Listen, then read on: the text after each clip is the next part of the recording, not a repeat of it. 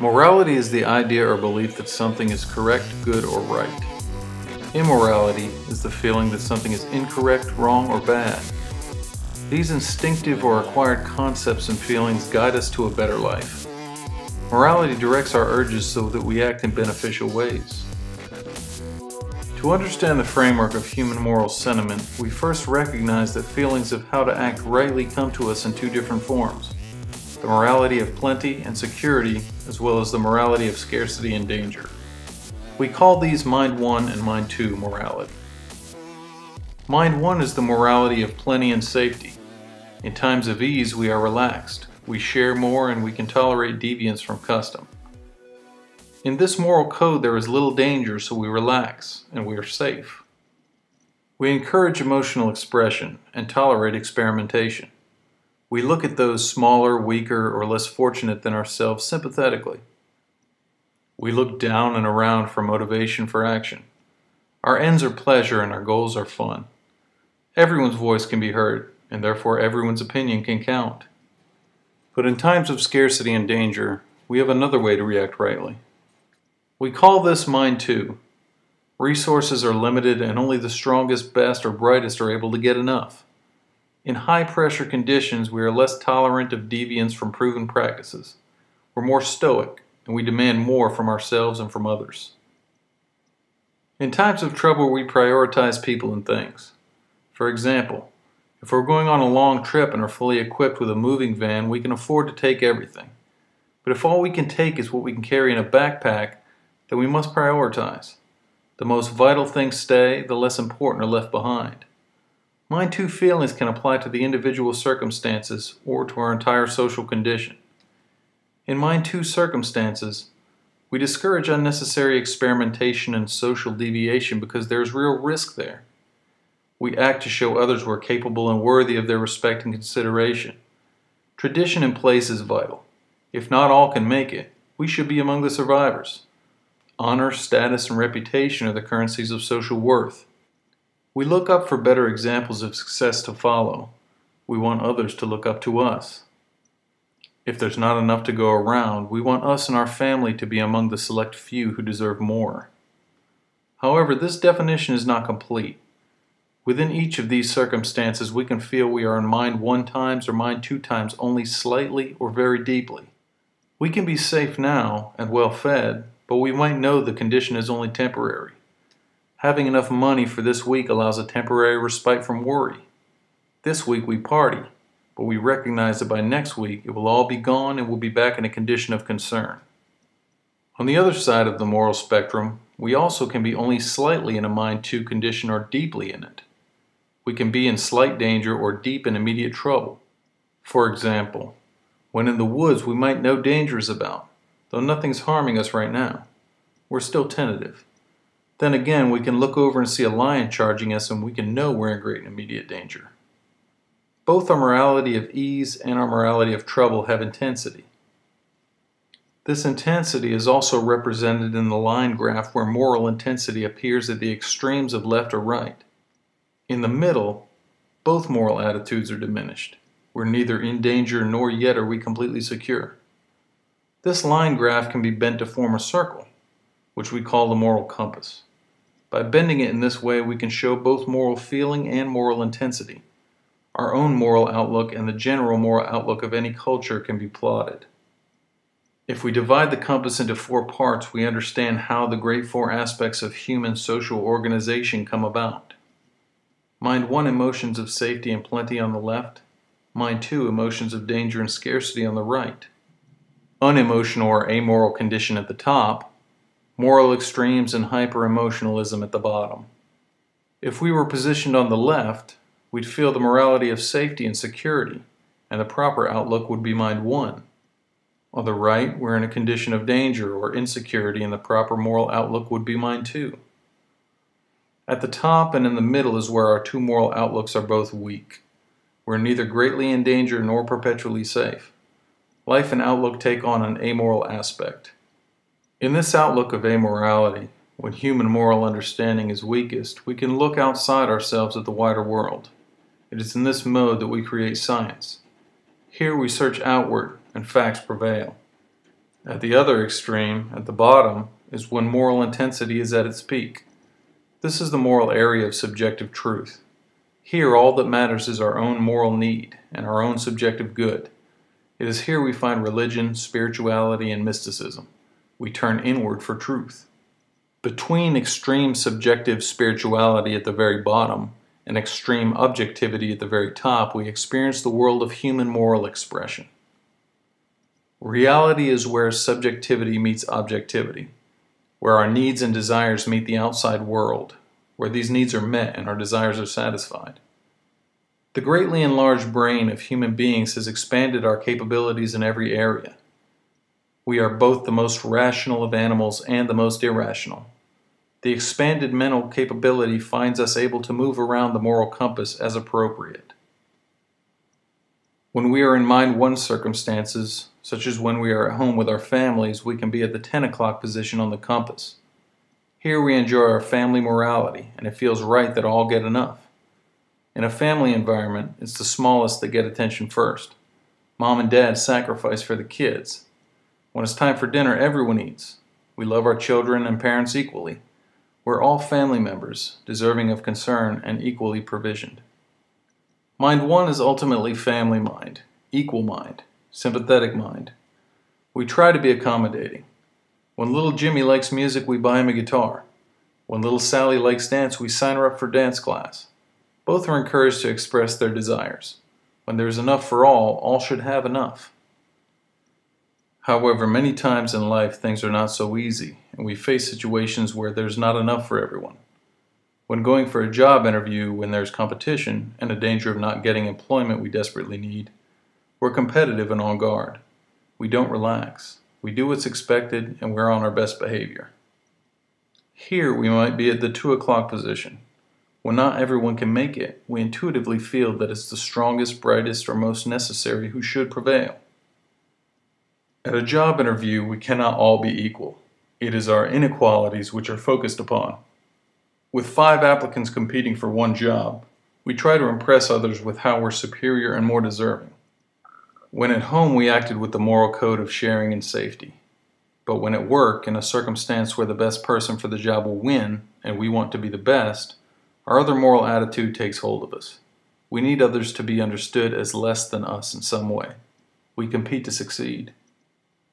When we're neither threatened nor particularly safe and secure, neither moral code is strongly in effect, and we could picture ourselves in the 12 o'clock position. Here we are most amoral. We're not prompted to act in either moral pattern. The best example of pure amorality might be seen in mathematics. 1 + 1 = 2. There is no good or evil in this concept. Facts are amoral. A tree exists. However, if we make a tree a holy place or view it as standing in the way of the road we're building, we assign the tree a value. The tree can be good or bad for our purposes. Individuals can act rightly in a variety of ways around our moral spectrum, as appropriate for them and their group. Let's do a thought experiment. Let us imagine that there are 3 very ill people in need of a liver transplant. Let us further imagine there are only 2 compatible livers available for them. The livers will save the life of 2 of the waiting patients. The patients who get the livers will live. The ones who do not will die. Each patient was diagnosed and signed up for a liver at exactly the same time. Other than that, this is all we know of the 3 patients, and it's up to us to decide who lives and who dies. Patient number 1 is Bruce, a 7-year-old grade school student, otherwise healthy. Patient number 2 is the President of the United States. Patient number 3, a 32-year-old mother who's otherwise healthy. How do we decide who lives and who dies? In every situation we face, we have the ability to see right and wrong in 2 different ways. Do we put all names in a hat and draw out the lucky survivors? This puts a premium on equality. Everyone's equal and is treated as the same. This would be a mind one method of solving the problem. Do we put a premium on youth or health? Do we rate people by importance? Part of us informs us that some lives are more valuable to us than others. This would be a mind two approach. Some might say the president should get a liver as this person holds a more vital position to so many others. Some might say the young boy and others would choose the mother as she's otherwise healthy and has a child which depends on her. Such decisions have to be made every day. Which is most moral? Which two get the transplant and survive, and which one dies? Often we try to have it both ways. We create systems where both moral outlooks prevail. We might say that we'll give one of the livers to the person we find most important, and the other will be selected at random. In this way, we try to satisfy both our moral outlooks. In every culture, conflicts arise as our moral outlooks battle for dominance. We have the capacity to feel both views are right. We struggle to decide which view is most right for the situation we face now. As things get easier and safer, each of us individually and all of us collectively find it inviting to move toward the position on the left. The engine which drives our moral outlook is anything which improves or detracts from our well-being and our individual and collective safety and security. In the broadest and most general sense, the engine which matters most is wealth and production.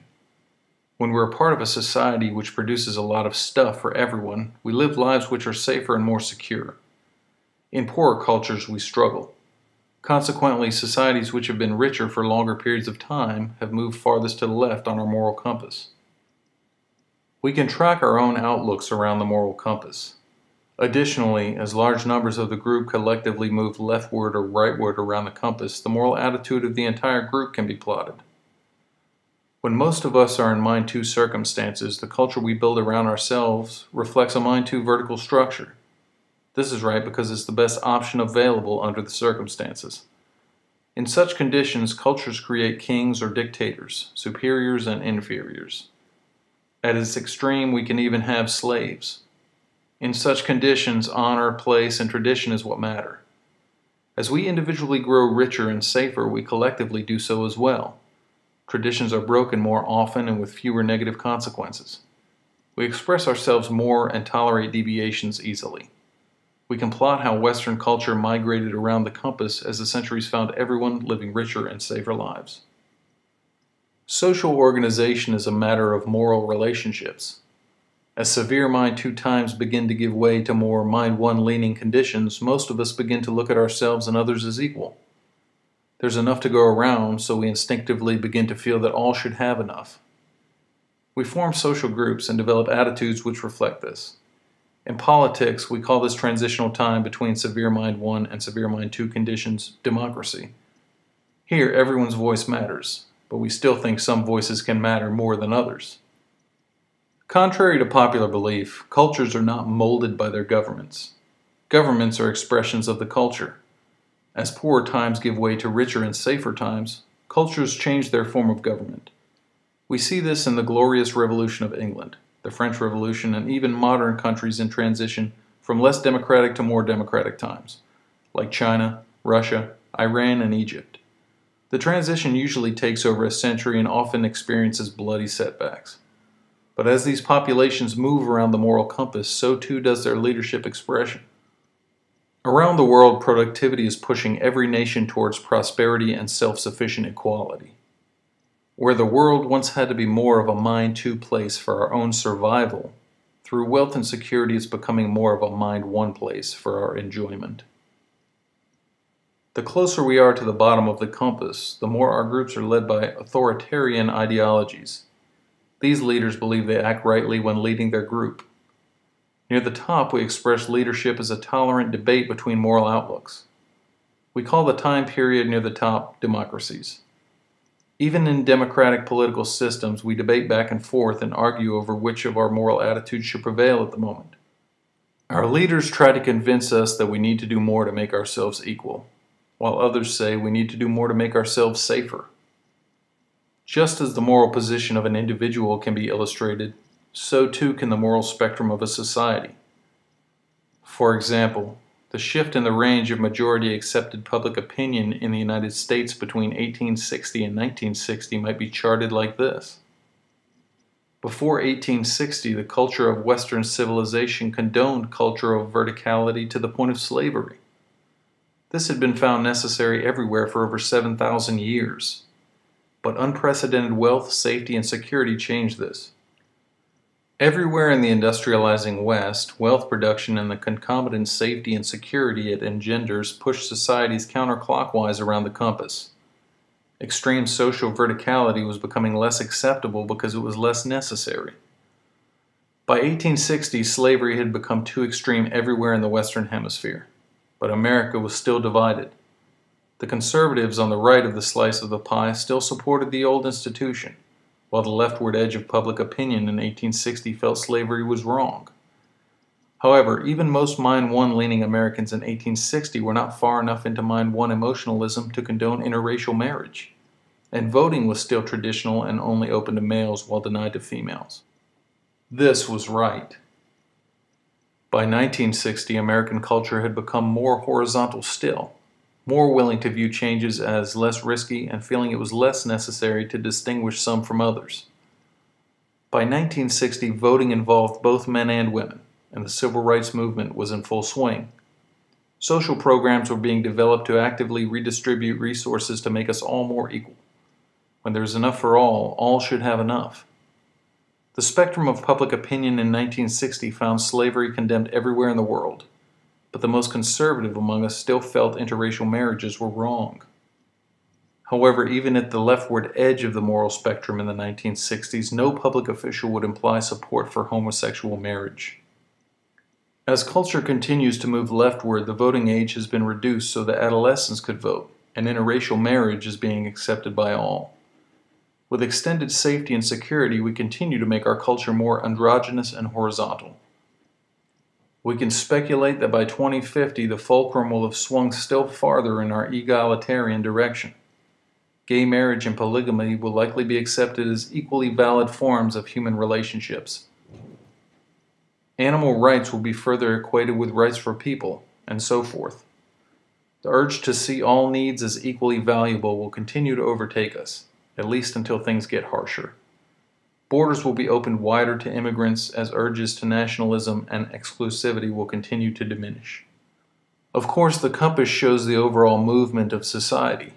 Within every situation, there will always be individuals who express a different moral perspective.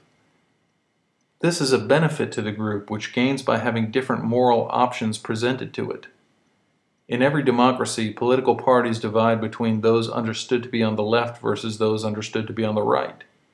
This represents our natural and instinctive moral divide. Even in the harsh and deep poverty of the Middle Ages, Mind One figures like St. Francis existed. The ascetic priest encouraged a universal equality and even promoted animal rights, but he was considered too far extreme for his time, and though many admired him, few could follow him. As the culture continues to grow richer, Mind One ideals will further expand. In our modern times of plenty and security, we still have many who warn us not to redistribute goods too rapidly or open our borders too widely. We're advised by them to cut welfare payments while increasing military spending. They tell us these are necessary things to do under our current circumstances. Other leaders tell us that current circumstances demand that we move in the other direction, increasing wealth redistribution while curbing the military. The group benefits by having some of its members watching in every moral direction for trouble. The origins of morality undoubtedly lie in pre-human ancestry. All social groups organize in a general horizontal or vertical pattern. Some groups are horizontal, like starlings and sardines. Others organize their societies vertically, like chimpanzees or gorillas. The origins of our moral codes probably have their root in pre-human evolutionary development. Half of our species needed to see right and wrong as a matter of equal sharing and protection, while the other half saw right and wrong in terms of protecting the group. For every female, conditions were going to demand that her moral outlook be one of equality. By necessity, she had to care for her offspring equally. For every male, success would come through competition for a superior place. As the roles of the sexes merged in prehistory, so too did our moral capabilities.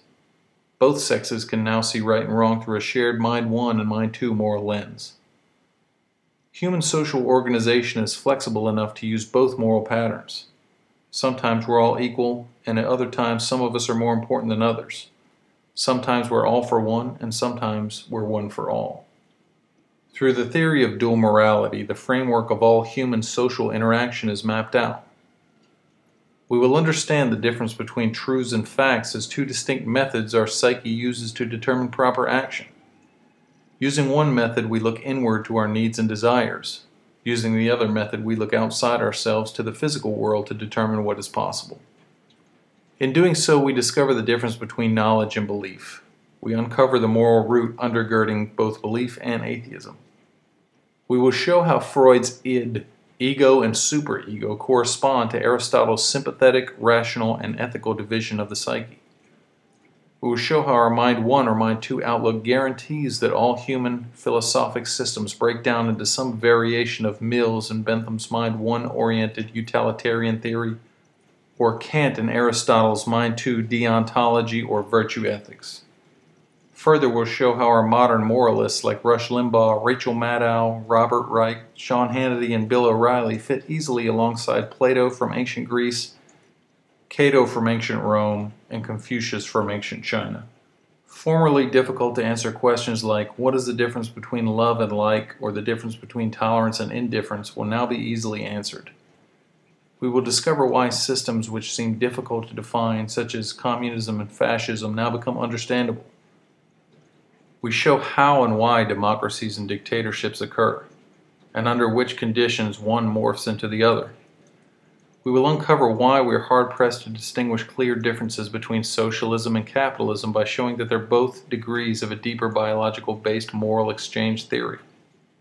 It will be shown that when in our Mind 1 morality, we see danger primarily coming from inside the group, through the inappropriate distribution of adequate resources, and so we share. And that while in Mind 2, we see the biggest danger coming from outside the group or from having inadequate group resources to begin with. We will plot the reasons and foundation of both belief and atheism, and will discover why the great trifecta of moral understanding finds us forever arguing over the limitation of violence, duty, and the control of sex, and the proper distribution of wealth. We discover conclusively how the extreme ascetic impulse manifests itself within us. Be it of the cloistered Christian monk or the Hindu guru, it expresses itself everywhere and in every culture in the same ways. To limit all worldly aspirations, and encourages us to retreat to caves or monasteries in the belief that ultimate purification can only be found by abandoning the materialism of the outside world and peering inward. The book explains why the artist should strive to please himself, as defined in our modern Romantic era outlook, and why it's also right that the artist should strive to please others first, an outlook which prevailed in the classical period. It explains both Mozart and the Beatles. We will show how we try to satisfy both our moral outlooks all the time, such as with our holidays. Even in our dreams of heaven, we always imagine a personal and ethical version. Ask anyone what they imagine heaven would be like. Invariably, we get one of two responses. Either heaven's an eternity of carefree days with friends and family, stress-free and infinite pleasures, or heaven is being forever dutiful and worshipful in the presence of the ultimate superior. We will show how the very ideals of freedom and liberty differ in each moral outlook, and how this is at the root of our economic and political arguments. In our Mind 1 outlook, those commanding more wealth have greater opportunities for action and influence than those who have less. In effect, the rich become more free than the poor. They can do more things through more simple material advantage. But our Mind 2 tells us that regardless of the wealth we have or the position we're born in, liberty is the condition of being unconstrained in the choices we might make. Which choices we might make for ourselves are dependent on our own choices and ability. We will address the subject of history and answer the question, what should we remember and why should we remember it? We'll address how our dual moral mind struggles with the concept of education by answering the question, what should we know and why should we know it? We discover why we're routinely torn between our choices of doing what is right in the moment or having consideration for the long term, such as when we wonder about our food. Do we eat what we like, or do we eat what others have said is good for us? Through the theory of dual morality, seemingly impossible to answer questions suddenly become easy. If someone were to ask you what's the difference between thinking and feeling, what would you say? We will show how our moral outlook becomes skewed depending on the condition we're in. During times of long-term plenty and security, some aspects of morality become disproportionately important. Where once personal life and private fun had to take a back seat to duty and social responsibilities, now we're free to go in the other direction. Everyone looks to make their own lives easier, and no one cares what the neighbors think. We don't even know their names. And where once our spiritual life was paramount, today church attendance is down across every religion, and the number of people identifying as either agnostic or atheist is on the rise. The theory of dual morality not only explains why this is so, but also why this must be the case. While in times of ongoing strife and hardship, our moral outlook becomes skewed in a different direction. Our personal life was private and took a backseat to the social responsibilities and reputation. In these former times, spiritual life made up a far larger portion of our outlook. And finally, we can understand what is meant by the meaning of life. We'll examine the things which give life meaning, and how we determine which kind of life seems most worth living. And we discover how and why a fulfilled life demands the satisfaction of all aspects of our universal human moral outlook. Philosophy is an ongoing conversation which stretches across centuries, continents, and cultures. It is a dialogue between bright and curious people who are likely to never meet. The book Our Human Herds contributes to that conversation. Socrates said, "The unexamined life is not worth living." Join us in the examination of life.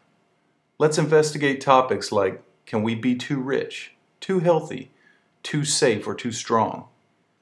That it isn't democracy which creates equality. It's equality which goes on to create democracy. Help us investigate the nature of art, to discover art as human psychology in physical form, and that it is through art that human cultures self-civilize. And let's discuss why it seems wealth generation is the material production of freedom. So many ideas and so little time. Let's get started.